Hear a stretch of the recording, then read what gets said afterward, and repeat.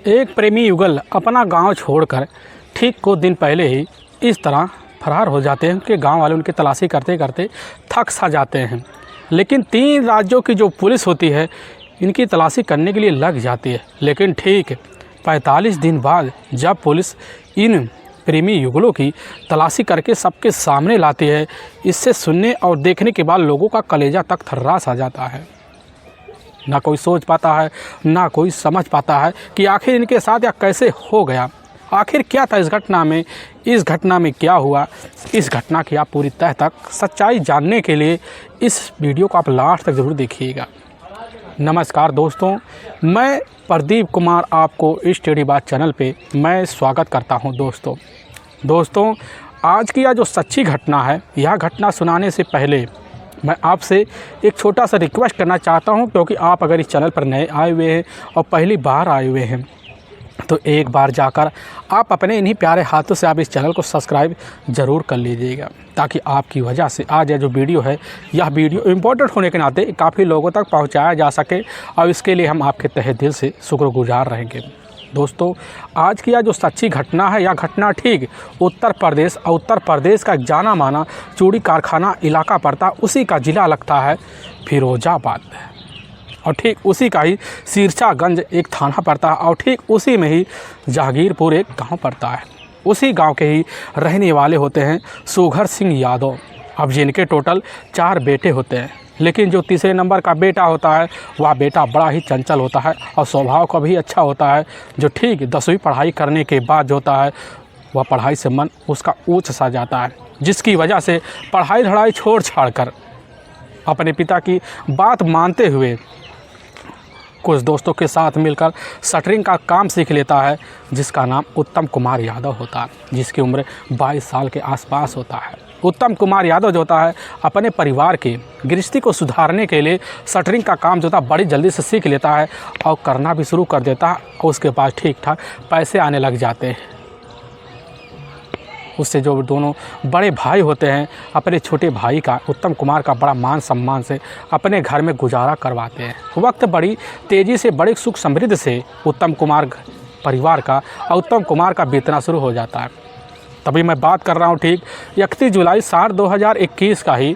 तो सुबह का टाइम होता है, तो उसी वक्त सुघर सिंह जो होते हैं वह देखते हैं कि हमारा जो बेटा है तीसरे नंबर का उत्तम सिंह यादव, वह घर में दिखाई नहीं पड़ रहा है।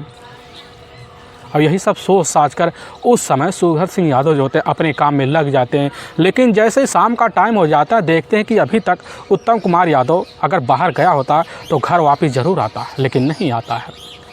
सुघर सिंह यादव जो होते हैं अपने दोनों बेटों को खबर देते हैं। अब उनके जो दोनों बेटे होते हैं, अब उसी समय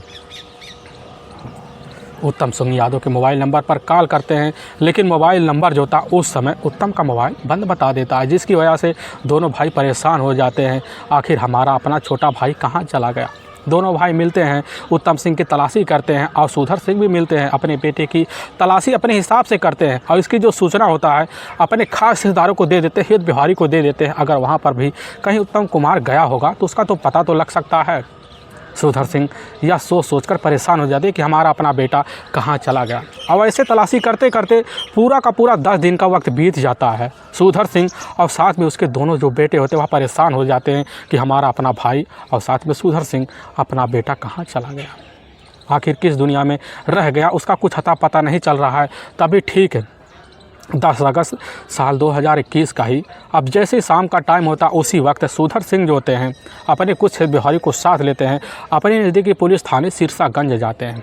वहां जाने के बाद वहां के थाना प्रभारी सुघर सिंह की हर बात सुनते हैं। सुनने के बाद उनका जो अपना बेटा होता उत्तम सिंह का ही गुमशुदा का मुकदमा दर्ज कर लेते हैं। थाना प्रभारी सुघर सिंह से वहीं पूछताछ करते हैं, कहने लग जाते हैं आपको क्या लग रहा है, आपके बेटे के साथ ऐसा कौन कर सकता है कि आपके बेटे का कुछ पता ना चले। सुघर सिंह वहीं होते हैं, कहने लग जाते हैं कि साहब हमें पूरी तरह से यकीन हो रहा है कि हमारे गांव के रहने वाले देवी राम है साहब, उन्हीं ने हमारे बेटे का लग रहा अपहरण करवाया है।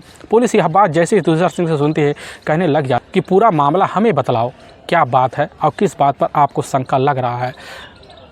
सुघर सिंह वहीं कहने लग जाते कि साहब देवी राम की अपनी तीसरे नंबर की एक बेटी है नेहा, जिससे हमारे बेटे उत्तम का उससे काफ़ी लगाव है। इधर देवी राम जो थे हमारे बेटे से काफ़ी खुन्नस खाए बैठे हुए थे। हमें पूरी तरह से यकीन हो गया है कि उन्होंने मिलकर हमारे बेटे का अपहरण करवाया है और साथ में उसके साथ कुछ अनहोनी कदम उठा बैठे हैं। यह बात वहाँ के थाना प्रभारी सुनते हैं। बिना टाइम गंवाए जो होता है सुधर सिंह के तहरीर पर मुकदमा दर्ज करके इधर जो होता है अब उसी समय उत्तम की तलाशी अपने हिसाब से करना शुरू कर देते हैं। लगभग 2 दिन का वक्त बीत जाता है लेकिन उत्तम का कुछ अता पता नहीं चलता है। लेकिन ठीक 12 अगस्त साल 2021 को ही दोबारा थाने में सुधर सिंह पहुंचते हैं और बेधड़क पुलिस के सामने कहने लग जाते कि साहब हमें अब पूरी तरह से यकीन हो गया है कि हमारे बेटे उत्तम का अपहरण करने वाला कोई और नहीं है, नेहा के अपने पिता देवी राम और साथ में उसके अपने चाचा शिवराज हैं और साथ में गांव के ही रहने वाले बिहारी लाल और साथ में अमन और मोनू और गांव के ही करीबी दोस्त हैं जो एक ड्राइवर है गुंजन, ठीक कुतुबपुर का ही रहने वाला है। और पुलिस की टीम जो थी पुलिस की जो टीम होती है इन 5 पर उसी वक्त धारा 364 के तहत मुकदमा दर्ज कर लेती है। मुकदमा दर्ज करने के बाद पुलिस की टीम होती है अब उसी वक्त देवी राम के घर जाती है। लेकिन पता चलता है देवी राम के घर के सहित होता उसके अपने जो चाचा होते हैं नेहा के और साथ में जितने भी नाम मुकदमे में दर्ज होते हैं सभी लोग तो फरार होते हैं। अब पुलिस का जो शंका होता है और बढ़ जाता है कि ठीक जो बात हमें थाने में सुधर सिंह के तहरीर पर बताई गई है वह पूरी तरह से सत्य है। और पुलिस की टीम अपने हिसाब से सबसे पहले देवी राम की तलाशी करती है ताकि उन्हीं की वजह से उनका जो अपना बेटा है उत्तम के अपहरण का राज खुल सके। पुलिस की टीम इधर देवी राम की और साथ में शिवराज और साथ में गांव का ही रहने वाला श्याम बिहारी की तलाशी करती है। काफ़ी जगहों पर छानबीन करती है लेकिन कहीं पर किसी का कोई अता पता नहीं चलता है। तभी पुलिस के सामने खबरी भी होते हैं जो लग जाते हैं आखिर नेहा और साथ में उत्तम कुमार यादव के बारे में आप बीती जानने के लिए गांव में जाते हैं। काफ़ी तरह की बातें पुलिस के सामने निकल के आती कि ठीक घटना से मात्र 4 महीने पहले जो होता है नेहा और उत्तम एक बार अपना घर बार छोड़कर फरार हो गए होते हैं। लेकिन देवी राम काफ़ी खोजबीन करते हैं। खोजबीन करने के बाद अपने ही नज़दीक जो पुलिस थाना सिरसागंज के इलाके में जाकर दोनों को वहीं धर दबोचा जाता है। लेकिन गांव में आते हैं काफ़ी लोगों को बुलाकर एक साथ पंचायत बिठाई जाती है लेकिन पंचायत में अहम फैसला ले लिया जाता है। लेकिन दोनों भी उस समय तो बात को दरकिनार करते हैं, दोबारा अपनी ज़िंदगी जीने की भरपूर चोरी छुपे कोशिश करते हैं लेकिन दोबारा यही कदम दोनों ने उठाया है। लेकिन पुलिस के सामने जैसे यह राज निकल के आता है कि एक बार दोनों 4 महीने पहले ही अपना घर बार छोड़कर फरार हो गए तो पुलिस का जो शंका होता है जाकर नेहा पर टिक जाता कि आखिर नेहा गई तो गई कहाँ। लेकिन तभी खबरी के द्वारा पता चलता है कि नेहा भी जो होती है ठीक है 31 जुलाई 2021 को ही अपना घर बार छोड़कर हमेशा के लिए फरार हो गई थी। लेकिन पुलिस जैसी आप बात सुनती है कि आखिर इस बात की जानकारी और गुमशुदा का मुकदमा नेहा के जो पिता होते हैं देवी राम ने अभी तक थाने में आकर दर्ज क्यों नहीं कराई।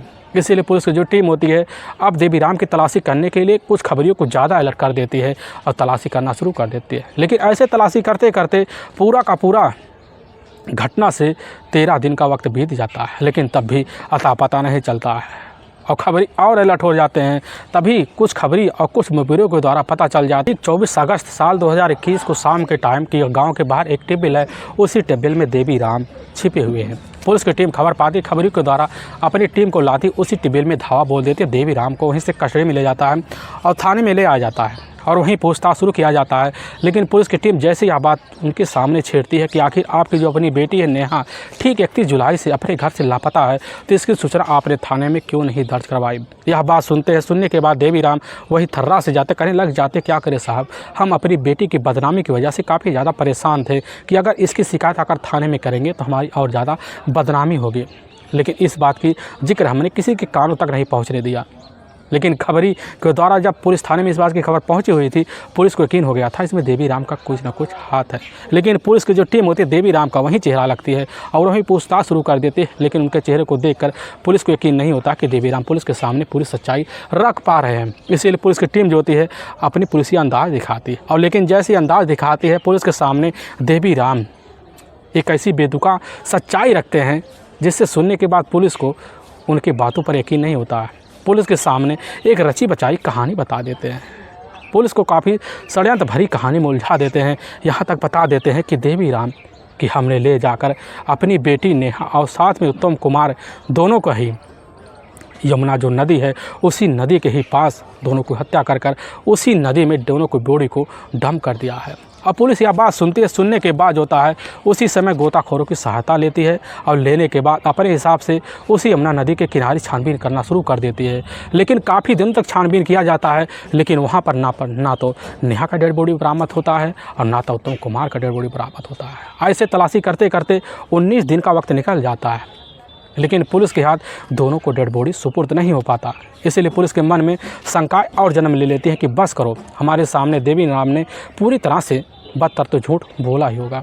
पुलिस की टीम उसी वक्त बिना टाइम गंवाए इधर देवी राम का जो अपना भाई होता है शिवराज को अपने कस्टडी में लेने के लिए चली जाती है। शिवराज जो होता ठीक आगरा के ही पिनहट एक थाना पड़ता है, वहीं में ही एक बाबा बर्फानी कोल्ड स्टोर पड़ता है और उसी में ही मुनीमीगिरी का काम करने वाला होता है। पुलिस की टीम जैसे पता पाती एक टीम जाती है, पिनहट पहुंच जाती है और उसी बाबा बर्फानी कोल्ड स्टोर में जाती है। वहीं पर मुनीमीगिरी का काम करते हुए पुलिस की टीम जो होती है इधर शिवराज को अपने कस्टडी में लेती है और थाने लाती है। और लाने के बाद पुलिस की टीम वही शिवराज से यही बात कहती है कि हमारे सामने तुम्हारे जो अपने भाई है देवी राम ने सारे राज अपनी बेटी इधर नेहा और साथ में गांव का ही रहने वाला उत्तम कुमार यादव की हत्या का राज खोल दिया है और इसी समय तुम भी अपना जुर्म कबूल कर लो तो तुम्हारे लिए ही भलाई होगा। लेकिन जैसे ही शिवराज यह बात पुलिस के द्वारा सुनने के बाद एकदम सहम से जाता है, ना कुछ सोच पाता है ना कुछ समझ पाता है और बिना टाइम गंवाए शिवराज होता है पुलिस के सामने एक ऐसी सच्चाई रखता है जिससे सुनने के बाद लोगों का कलेजा तक थर्रास आ जाता है। असल में ठीक उत्तर प्रदेश का जाना माना जो शहर पड़ता है फिरोजाबाद और उसी का ही सिरसागंज तो थाना पड़ता है, ठीक उसी का जहांगीरपुर गांव पड़ता है। उसी गांव के रहने वाले होते हैं देवी राम यादव। उनकी अपनी पत्नी भी होती है जिनके टोटल 4 बच्चे भी होते हैं, जिनकी एक तीसरे नंबर की एक बेटी होती है नेहा, जो देखने में काफ़ी खूबसूरत भी होती है और चंचल भी होती है। लेकिन पास ही एक कॉलेज होता है उसी सिरसागंज में, उसी में जाकर मौके पर 10वीं में दाखिला लेती है और उसी में पढ़ाई करना शुरू कर देती है। लेकिन जब करने लग जाती है तो उसी बीच गांव का ही रहने वाला ठीक है देवी राम के ही घर के सामने उधम सिंह का अपना घर पड़ता है। उनका अपना ही बेटा होता है उत्तम, देखने में चंचल भी होता है, पढ़ने में निपुण भी होता है, लेकिन 10वीं फेल करने के बाद उसका पढ़ाई से मन उब जाता है। अपने घर में रहकर शटरिंग का काम करना शुरू कर देता है। लेकिन उसी बीच उसकी जो मुलाकात होता है वह जाकर अपने ही पड़ोस की रहने वाली नेहा से हो जाता है। लेकिन जब नेहा की खूबसूरती को उत्तम कुमार देखता है तो देखने के बाद एक ही नज़र में दीवाना सा हो जाता है और उसी दिन से नेहा के इर्द गिर्द घूमना जो होता है उत्तम कुमार सिंह शुरू कर देता है। शुरू करने के बाद अपनी ज़िंदगी का जरिया जो होता है इधर नेहा को मान लेता है और नेहा कुछ दिन बाद समझ जाती है कि आखिर हमारे पीछे उत्तम तो अब हाथ धोकर पड़ गया है। नेहा हाल स्वभाव और भाव को इधर उत्तम कुमार के समझ जाती है। वह भी अपना दिल जो था एक दिन जाकर उत्तम कुमार को सौंप देती है और यहाँ तक दोनों साथ जीने और मरने की कस्में भी खा लेते हैं। धीरे धीरे दोनों का मिलना जुलना जारी हो जाता है, प्रेम संबंध भी चल जाते हैं या रिश्ता लगभग महीनों तक चलते हैं। ऐसे चलते चलते जब कहीं महीने गुजर जाते हैं, गुजरने की वजह से दोनों शादी का फैसला लेते हुए समझ जाते कि बस करो, हम तो दोनों एक ही बिरादरी के हैं, इसलिए हमारे जो परिवार वाले हैं या परिवार वाले हमारे रिश्ते को बिना टाइम गंवाए स्वीकार कर लेंगे। और उसी दिन से दोनों प्यार और उमंगे जो होती हैं और तरंगे मारना शुरू कर देती हैं। वक्त निकलने लग जाता है, तभी नेहा सोच बैठती है कि हमारी अपनी 2 बड़ी बहनें भी अभी घर में पड़ी हुई है और इसीलिए हमारे जो अपने पिता हैं देवी राम बिना दोनों बहनें की शादी किए हमारी शादी कतई नहीं कर सकते। और नेहा यही बात सोचती है और यही डर उसके मन में घर कर जाता है कि हमारी शादी होने में काफ़ी लेट हो जाएगा। लेकिन इसी बात की जो जिक्र होती है या बात की जिक्र जाकर इधर नेहा उत्तम कुमार के सामने रख देती है। उत्तम कुमार जो था अपने प्यार का अहमियत देते हुए नेहा को अपने जाल में फंसा लेती है। फंसाने के बाद दोनों फिर दोबारा ज़िंदगी का जरिया बनाते हुए प्यार की मोहब्बत की कस्में खाते हुए जीना शुरू कर देते हैं। ऐसे वक्त गुजरने लग जाता है, लेकिन जब गुजरने लग जाता है प्रेम प्रसंग के जो चर्चे होते हैं पूरे गाँव में गूंज जाते हैं। उत्तम कुमार के परिवार वालों को खबर लगता है, उधम सिंह खबर पाते हैं तो अभी दंग सा रह जाते हैं। लेकिन दूसरी तरफ नेहा के जो पिता होते हैं देवी राम भी खबर पा जाते हैं, वह भी दंग सा रह जाते हैं। और नेहा के पिता देवी राम अपनी बेटी को काफ़ी समझाते बुझाते हैं, काफ़ी तरह के दिलासा भी देते हैं। लेकिन इधर नेहा जो होती है दीवानगी में इस तरह पागल हो जाती है कि उत्तम कुमार को अपनी ज़िंदगी से कभी निकालने के बारे में सोच भी नहीं पाती। लेकिन इसकी जो सूचना होता है उत्तम कुमार को जब लगता है तो उत्तम कुमार भी एकदम सन सा रह जाता है कि आखिर नेहा के जो पिता है हमारे शादी से इनकार क्यों किए जा रहे हैं। तब नेहा और उत्तम दोनों मिलकर एक अहम फैसला लेते हैं, सोच बैठते हैं कि हमारा गांव में रहने के बाद कतई शादी नहीं हो पाएगी। और दोनों अपना ज़िंदगी साथ जीने मरने के लिए जो था फैसला लेते हैं। अपना घर बार छोड़ने के लिए साल 2021 का ही वर्ष होता है और वही मार्च का महीना होता है। उसी महीने में लगभग रात के 10 बजे के आसपास टाइम होता है। उत्तम और साथ में नेहा अपना घर बार छोड़कर उसी वक्त घर की दहलीज नाप कर फरार हो जाते हैं। लेकिन जैसे सुबह का टाइम होता है, इसकी जो खबर होता है, नेहा के जो पिता होते हैं देवी राम को लगता है, तो जैसे खबर लगता है तो पूरी तरह से उनको विश्वास हो जाता है कि उत्तम कुमार ने हमारे बेटी का अपहरण किया है। उसी वक्त इसकी जो सूचना होती अपने ही भाई शिवराज को देते हैं और शिवराज खबर पाते हैं, वह भी समझ जाते हैं कि आखिर माजरा क्या है। उसी वक्त शिवराज और देवी राम दोनों मिलकर नेहा की तलाशी करते हैं। तभी उसी दिन का दोपहर का टाइम हो जाता है, तो देवी राम के कुछ अपने हितैषी होते हैं, उन्हीं के द्वारा पता चलता है कि इस समय नेहा और साथ में उत्तम कुमार यादव दोनों जो होते हैं सिरसागंज के ही बाजार में एक टेम्पू के इंतजार में खड़े हुए हैं। और इधर देवी राम को पता चलता है तो अपने गांव के कुछ हितकारियों को साथ लेते हैं और लेकर सिरसागंज पहुंच जाते हैं और दोनों को ही धर दबोचते अपने घर लाते हैं और पंचायत बुलाते हैं। पंचायत के द्वारा कुछ अहम फैसला लिया जाता है, लेकिन पंचायत देवता दोनों परिवारों को समझा बुझाकर शांत करवाती है। लेकिन इधर नेहा के जो पिता होते हैं देवी राम एकदम सा बौखला सा जाते हैं और उसी समय अपनी बेटी के ऊपर एक जोरदार पहरा लगा देते हैं और अपनी बेटी को ले जाकर दरवाजे के अंदर बंद कर देते हैं। लगभग 4 दिन का वक्त गुजर जाता है, लेकिन नेहा जो होती है अपने दरवाजे से बाहर कभी निकल ही नहीं पाती। इधर नेहा और दूसरी तरफ उत्तम दोनों एक दूसरे के मिलने के लिए बेकरार सा रहते हैं। लेकिन जब कुछ दिन और बीतता है तो नेहा के जो पिता होते हैं इधर समझ जाते हैं कि हो सकता हमारी बेटी में अब सुधार आ जाए और उसी दिन से अपनी बेटी में ढिलाई देना शुरू कर देते हैं। कुछ दिन इधर देखते हैं कि देवी राम हमारी बेटी में अब कुछ सुधार आ गया है, तो अपनी बेटी को काफ़ी ढिलाई दे देते हैं। ऐसे ढिलाई दे देते थे और लगभग 1 महीने का वक्त गुजर जाता है तो नेहा जो होती है इतनी ढिलाई का फ़ायदा उठा लेती है और एक दिन जाकर दोनों चोरी छुपे एक बाग में मिलजुल लेते हैं। लेकिन जब मिलते हैं दोनों की दूरियाँ जो होती है ऐसा लगता है कि आज मिट जाएगी। कुछ घंटे मिलते हैं, मिटने के बाद अपने घर कुछ वादे करके तो चले आते हैं, लेकिन दोबारा जो होता नेहा और साथ में उत्तम कुमार का चोरी छुपे मिलना जुलना जारी हो जाता है। लेकिन तभी एक दिन दोपहर का जब टाइम होता है तो इधर उत्तम कुमार के साथ नेहा एक बाग में तो होती है, लेकिन नेहा और साथ में उत्तम कुमार मिलकर एक अहम फैसला ले बैठते हैं कि अब हमारी ज़िंदगी में आगे मिलना काफ़ी दुश्वार होने वाला है। लेकिन उत्तम कुमार जैसी आप बात सुनता कहने लग जाता है दुश्वार नहीं, आगे चलकर हमारी ज़िंदगी काफ़ी सरल होने वाली है, क्योंकि हमने एक अहम फैसला लिया। नेहा कहती है क्या बात है, एक बार हमें भी बताओ। तो उत्तम कह देता है कि हम दोनों मिलकर कल के ही टाइम में यानी कि 31 जुलाई साल 2021 को ही रात के वक्त दोनों घर छोड़कर दहलीज छोड़कर अपना घर बार छोड़कर फरार हो जाएंगे। नेहा सुनती यह बात खुश हो जाती है और उसी वक्त जो होता अपने घर आती है, सारा सामान पैक कर लेती है। और 31 जुलाई साल 2021 का जैसी रात का 10 बजे के आसपास टाइम होता तो नेहा अपने घर का दरवाज़ा फांदती है और बाहर निकलती है और गांव के बाहर एक बाग होता है उसी में जाकर खड़ी हो जाती है। लेकिन उत्तम जो होता है वहीं पहुंचता है, वह भी अपना कुछ बैग लेकर। उत्तम और नेहा वहीं बैग लेकर तो पहुंचते हैं, लेकिन रात जो होता है उसी वक्त सफ़र तर्क करते हुए दिल्ली जाकर रेलवे स्टेशन पर खड़े हो जाते हैं। लेकिन दूसरी तरफ इसकी जो खबर होती है, यह खबर जाकर नेहा के जो पिता होते हैं देवी राम को लगता है कि हमारी बेटी दोबारा घर बार छोड़कर दहलीज फाड़ कर फरार हो चुकी है। देवी राम सनस रह जाते हैं और उसी वक्त अपनी बेटी की तलाशी करने के लिए उत्तम कुमार के घर जाते हैं। काफ़ी लोगों से पूछताछ करते हैं, लेकिन देवी राम को अपनी बेटी और ना इधर उत्तम कुमार के बारे में पता लगता है। उत्तम कुमार के घर वाले भी सनस रह जाते हैं कि हमारा बेटा बिना बताए कहाँ चला गया। और अपने हिसाब से उत्तम कुमार के घर वाले उधम सिंह तलाशी करते हैं, लेकिन उनका बेटे का कुछ अता पता नहीं चलता है। लेकिन जैसे उसी दिन अब शाम का टाइम होता है, शाम के टाइम में इधर उत्तम कुमार यादव और नेहा जो होते हैं रेलवे स्टेशन पे दिल्ली के खड़े होते हैं और उत्तम कुमार सोचने लग जाता है अब कहाँ जाएं। तभी उसको ध्यान आता है कि अरे हमारा जो दोस्त है जो कुतुबपुर का ही रहने वाला विनेश है, वह तो दिल्ली में रहता है। तो उसी वक्त उत्तम कुमार अपना मोबाइल निकालता है और निकालने के बाद विनेश के मोबाइल पर कॉल करता है, कहने लग जाता है कि दोस्त इस वक्त हम अपनी प्रेमिका नेहा को लेकर अपने साथ पुराने दिल्ली में खड़े हुए हैं और हम तुम्हारे कमरे पर आना चाहते हैं। यह बात विनेश सुनता कहने लग जाता है कि दोस्त इस वक्त जो होता है हम तो गाँव है, लेकिन हमारे जो पिता वहीं पर हैं, तुम रुको, हम तुम्हें कमरे दिलाने का इंतज़ाम करते हैं। लेकिन दूसरी जो होता है विनेश इधर वही काम कर जाता है जो एक दोस्त दूसरे दोस्त के साथ कभी ना कभी करता है। विनेश जो होता है अपने दोस्त के पीछे एक ऐसा काम करता है कि उसकी जो खबर होती है नेहा के बारे में पूरी जानकारी नेहा के पिता फ़ोन के द्वारा देवी राम को दे देता है। और देवी राम जैसी खबर पाते हैं कि इस वक्त हमारी बेटी और साथ में उत्तम दोनों ही दिल्ली के पुरानी रेलवे स्टेशन में खड़े होते हैं, तो उसी वक्त दिनेश को समझाते बुझाते अपनी बातों में ले लेते हैं, कहने लग जाते हैं कि बेटा तुम उसी वक्त उनके पास फ़ोन करो, अपनी बातें में उलझाओ और हम तुम्हारे साथ मिलकर दिल्ली रेलवे स्टेशन पर चलेंगे, फिर उससे बात करेंगे।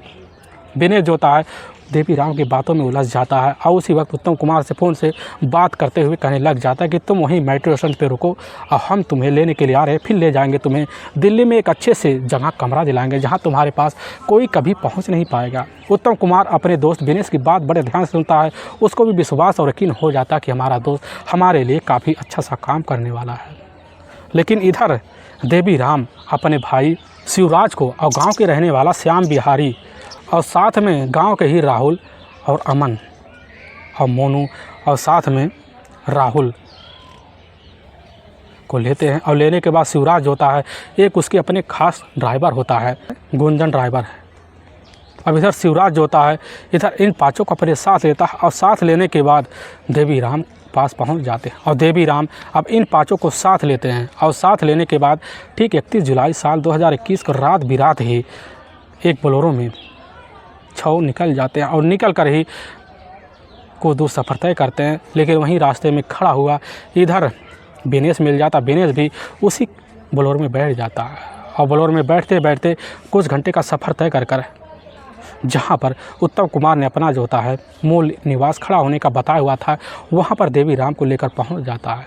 लेकिन अपने सामने जैसे इधर देवी राम और साथ में शिवराज और साथ में कुछ लोगों को और देखता है तो उत्तम कुमार और नेहा दोनों चौंक ही जाते हैं। लेकिन शिवराज जाकर नेहा को काफ़ी समझाते बुझाते हैं कि बेटी तुमने बहुत गलत कदम उठाया है, हमारी बदनामी क्यों करा रहे हो, हम तुम्हें पनाह देने के लिए पूरी तरह से तैयार हैं। यह बात जैसे ही उत्तम कुमार सुनता है और नेहा सुनती है चौंक से जाते हैं कि आखिर हमने बहुत बड़ी गलती कर दी। और वहीं पर दिनेश खड़ा होता है, इधर दिनेश और देवी राम काफ़ी समझाते बुझाते हैं, अपनों बातों में ले लेते हैं और लेने के बाद बोलेरो में दोनों को लेकर बैठाते हैं और बैठा कर उसी वक्त शिवराज और देवी राम और साथ में दिनेश, नेहा, इधर रोहित, अमन और जो सदस्य होते हैं गांव के उनको भी उसी बोलेरो में लेते हैं। और लेने के बाद बोलेरो सहित चलाते चलाते रात का 1 बज जाता है और तभी थाना नसीरपुर पहुंचते हैं और नसीरपुर क्रॉस करते हुए बाकलपुर पहुंचते हैं। और उसी गांव की तरफ जैसे ही बढ़ते हैं तभी इधर उत्तम कुमार को एहसास हो जाता कि हमारा जो दोस्त है दिनेश हमारे साथ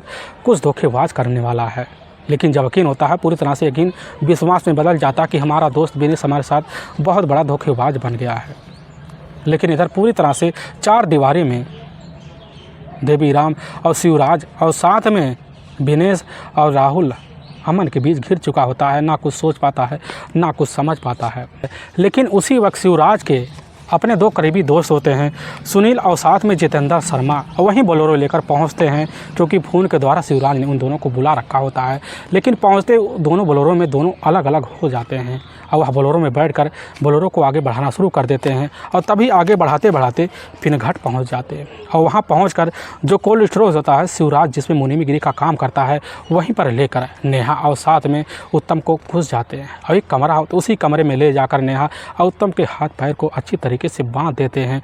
लेकिन जैसे ही 2 दिन का वक्त बीतता है यानी कि 3 अगस्त साल 2021 का दिन हो जाता है, उसी वक्त देवी राम और साथ में शिवराज दोनों मिलकर एक बहुत ही खतरनाक प्लान बनाते हैं और उसी प्लान के तहत दोबारा दोनों बोलेरो में अब इधर उत्तम कुमार यादव और साथ में नेहा और साथ में दिनेश और साथ में रोहित, अमन और ड्राइवर को बैठाया जाता है और बोलेरो लेकर वहीं देवी राम और शिवराज और इधर दिनेश निकल जाते हैं। और सुनील ड्राइवरी का काम किया करता था और ड्राइवरी के तहत वह निकल जाता और निकलते निकलते जब कुछ दूर का सफ़र तय कर लेते हैं दोनों बोलेरो जो होते हैं, एक इधर शिवराज का अपना परिचित होता है बालक राम के इलाके में पहुंच जाते हैं तो बालक राम वहीं मिल जाता। बालक राम भी शिवराज के साथ शामिल हो जाता। फिर बालक राम इशारा करता है क्यों ना चले हम मध्य प्रदेश के ही भिंड शहर, और वहीं बालक राम के इशारे पर शिवराज और देवी राम दोनों बोलेरो को इशारा देते हैं और दोनों बोलेरो के जो ड्राइवर होते हैं बोलेरो लेकर नेहा सहित और उत्तम सहित जो होता है बोलेरो लेकर ठीक वहीं झांसी से ग्वालियर की तरफ बढ़ जाते हैं। लेकिन जैसे ही बढ़ते हैं तो रात का लगभग 4 बजे के आसपास टाइम हो जाता है और फ्लाईओवर के नीचे उतरते हैं। दोनों बोलेरो उतर जाते हैं और साथ उतरते हैं, लिंक रोड क्रॉस करते हैं तो करते वहीं पर अपने ही बोलेरो में रखा हुआ है। एक रस्सी होता है, उसी रस्सी को लेते हैं और लेने के बाद इधर उत्तम कुमार के गले में जोर से रस्सी लगाकर हमेशा हमेशा के लिए उत्तम कुमार का जो दुनिया होता है और ख़त्म कर देते हैं, मौत की नींद में सुला देते हैं और बॉडी ले जाकर एक झाड़ी में रख देते हैं। लेकिन शिवराज जो होता है दोबारा उसको ध्यान आता है और इधर जाकर उत्तम कुमार के जो कपड़े होते हैं शरीर से अलग कर देता है। फिर शिवराज अपने हाथ में एक तेधार हथियार लेता है, उसी हथियार से उत्तम कुमार का जो प्राइवेट पार्ट होता है उस हिस्से से अलग कर देता है, ताकि उसके जाति और बिरादरी का कुछ अता पता ना चले। और नेहा को बोलेरो में लेते हुए इधर फिर हरिराम और शिवराज बोलेरो को इशारा करते हुए निकल पड़ते हैं और ठीक मुरैना रोड पकड़ लेते हैं और पकड़ते पकड़ते राजस्थान में दाखिल हो जाते हैं। दाखिल होते होते धौलपुर और राजखेड़ा रोड पर चढ़ जाते हैं। लेकिन जब चढ़ते हैं तो दोनों बोलेरो उसी रोड पे दौड़ाना शुरू कर देते हैं और दौड़ते दौड़ते ठीक तिहौली से 1 किलोमीटर दूर सुनसान जगह देखते हैं तो नेहा को वहीं पर उसी वक्त उसी रस्सी के सहायता से गला दबाकर मौत की नींद सुला देते हैं और नेहा के बॉडी को ले जाकर वहीं पास एक झाड़ी होता है, उसी झाड़ी में दम कर देते हैं। और इधर रात के वक्त जो होता है वहीं से देवीराम और शिवराज और राहुल और साथ में अमन और जो ड्राइवर होता है और बालक राम अपने अपने घर चले जाते हैं। लेकिन वाकई में दोस्तों पुलिस के सामने जब यह सच्चाई इधर शिवराज लाता है, लाने के बाद उसी की तहरीर पर पुलिस की जो टीम होती है इधर सबसे पहले देवीराम के मोबाइल नंबर लेती है और उसी के लोकेशन के तहत उस घटनास्थल का निरीक्षण किया जाता है जहां पर दोनों बॉडी को डंप किया गया होता है। पुलिस की टीम इन्हीं 5 को अपने साथ लेती है और साथ लेने के बाद ठीक उसी क्षेत्र में पहुँच जाती है जहाँ पर दोनों बॉडी को ठिकाने का पता बताया हुआ था। अपने हिसाब से फ़ोटो को दिखाती है, लेकिन वहाँ के टीमों और थाने के द्वारा पता चलता है कि दोनों बॉडी तो मिली हुई थी, लेकिन इन बॉडियों को दाह संस्कार जो था तब तरीके से कर दिया गया है। लेकिन उत्तम कुमार के बॉडी को एक अच्छे तरीके से कब्र में दफन किया गया है। और वहाँ की पुलिस की टीम खबर पाती है तुरंत ही उसी वक्त जाकर मध्य प्रदेश के ही भिंड का ही जो थाना लगता है उसी थाने से संपर्क करती है और डेड बॉडी को दोबारा कब्र से निकलवाती है और इधर पोस्टमार्टम करवा कर उत्तम कुमार के परिवार वाले को सौंप दिया जाता है। लेकिन दूसरी तरफ शिवराज के तहरीर पर देवीराम और साथ में अंजन और साथ में इधर सुनील और साथ में राहुल और गांव के रहने वाला बिहारी को पुलिस अपने कटन में लेती है, ले जाकर इन 7 को वहां के ही न्यायालय में पेश करती है और न्यायालय में इन 6 के ऊपर गंभीर धारा में मुकदमा दर्ज करके ले जाकर हमेशा हमेशा के लिए जेल के सलाखों के पीछे डाल देती है। दोस्तों, हमें इस घटना का सुनाने का उद्देश्य किसी के दिल को ठेस पहुंचाना नहीं है, बल्कि आपको यह बताना कि आप जहां भी रहें आप सावधान और सतर्क जरूर रहें। दोस्तों फिर मिलेंगे एक नए वीडियो के साथ। तब तक के लिए जय हिंद और जय भारत।